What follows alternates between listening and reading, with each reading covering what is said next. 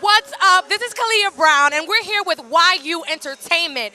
But firstly, you see, I have an amazing person to my right and to my left. A beautiful, beautiful couple at that. Yes, guys, they're married.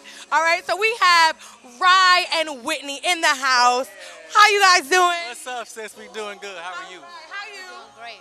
Awesome. So we at YU love to ask amazing questions to keep our youth engaged. So the first one that we want to ask both of you as a couple, as one, people who minister together. Number one, you did great downstairs. You killed.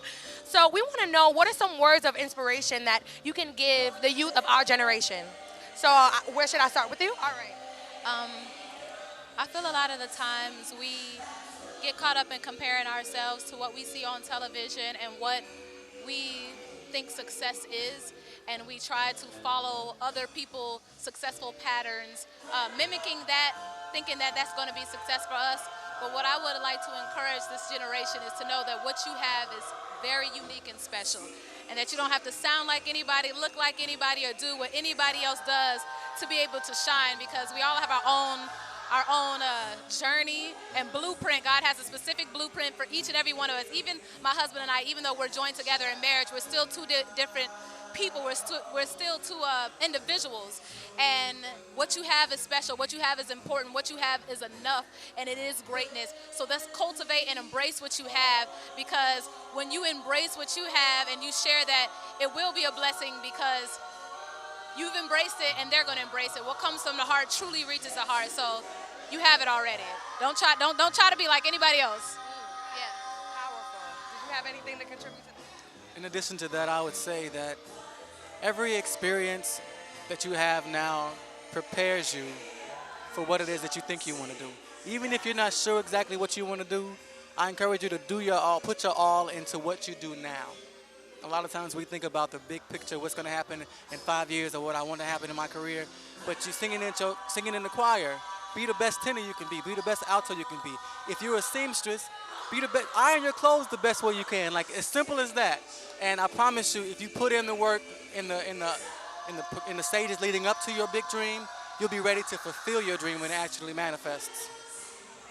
Thank you so much for that. And I love that you both give different perspectives and a different message. So the follow-up question that we want to ask both of you is, if ever in your career, your ministry, at a point in life, did you ask God, why me?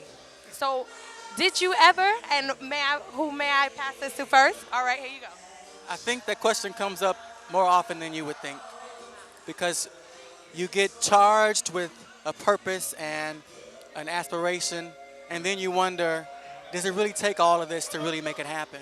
And so then it becomes, why me? Why do I have to be the one to have to endure all of the trials that it takes to really be successful, whatever that may mean to any person? But then I begin to ask myself, why not me? Why not me? Why can I not be, even though it may be challenging, even though it may cost me something, why can't I not inspire to be my greatest self? So I think as long as you can embrace, like I said before, what you have to go through to get to what you want, you'll be able to truly appreciate it. Awesome. There are times where being in this industry as supporting vocalists, different bands supporting people and singing, I've asked myself, why do I always have to be the bigger person? There's so much. Many times, me and my husband get a lot of respect when we're singing with each other, but anytime he's doing his own thing or I'm doing my own thing, sometimes there's a different energy that I get.